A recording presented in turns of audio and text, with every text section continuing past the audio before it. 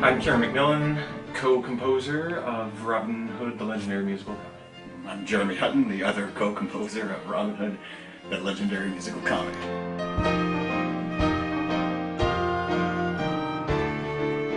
I brought the project Robin Hood, at that time called The Adventures of Robin Hood, to Kieren's attention and played him some of the music that I had composed for that. And pretty quickly, I think Kieren kind of jumped on board and got excited about it and started reworking all my stuff.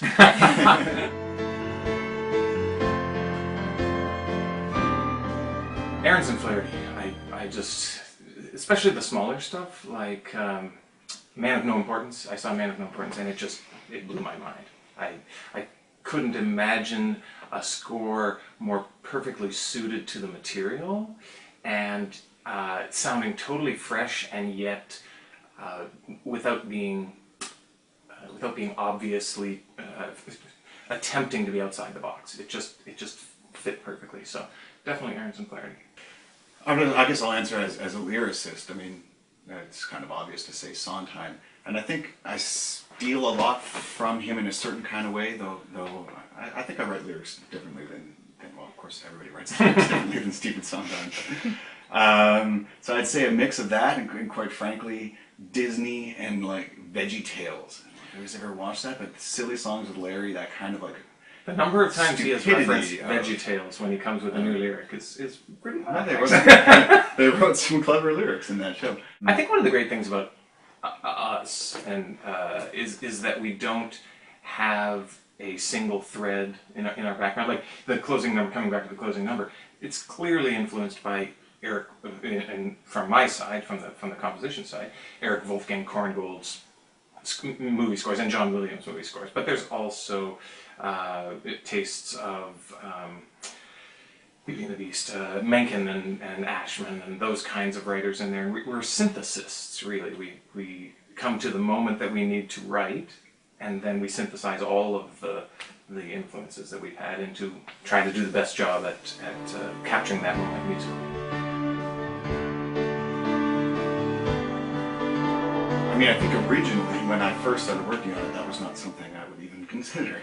That was 8 years ago when I was young and stupid. My young apprentice, you have done, so... Maybe just cut that part out of the... When last we sort of talked about sort of musical flavors that we wanted to have in it, it's actually, the show covers kind of a broad spectrum, maybe even broader than you'd like for a musical consistency, though the show is completely off the wall, and so it tends to work. So we started with a sort of classical sound that is the opening and closing of the show, Poor England and closing. Only one thing we can claim: taxes, taxes, everything is taxes. How can a poor person live? I give all I've got and I still give more. What in the world am I working for? We had the Robin Hood sound, which is like the...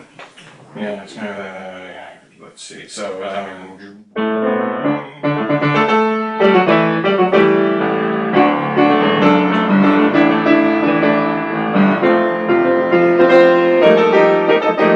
kind of has that big orchestral kind of feel to it.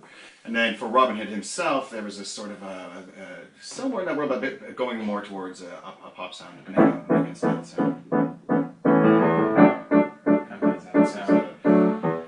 It's a great crusade, I fought for many days, fought for worlds, killing evil misbelievers in their misbelieving ways. And now that we're victorious, let's celebrate how glorious it is to be me. So three cheers! Three cheers! For Robin Hood of Locksley! There's Very that Mencken-y sound, and we bring that back over the course of the show for him. And then there's the evil sound. There's the evil which sound. is very, very, what's the right word? Vaudeville, boom chick sort of. Will you get rid of Robin? You can torment the fire like a weasel boy. How will we catch that pesky fool? We could tie him to a stone and throw him in a pool of cool, clear water. Cool, crystal clear, killing water. Cool, clear water. Fill your lungs and go to sleep, water. So there's that sound.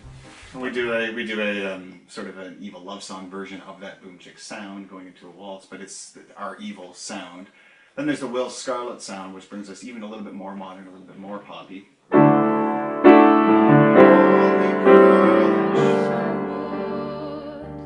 I'm so lonely. Am I the only girl who hates you, Robin Hood?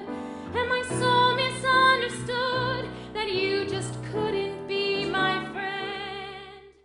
It's in the orchestrations that I try to smooth the edges of the eclecticism so that it all sounds like it comes from a single space, even though the styles of the actual composition are fairly different. And then you take that Will Scarlet pop sound and you mix it with the Robin Hood sound from earlier, and you get a song like After Intermission where these things start to really meld in together, and there's enough continuity musically that they can work together.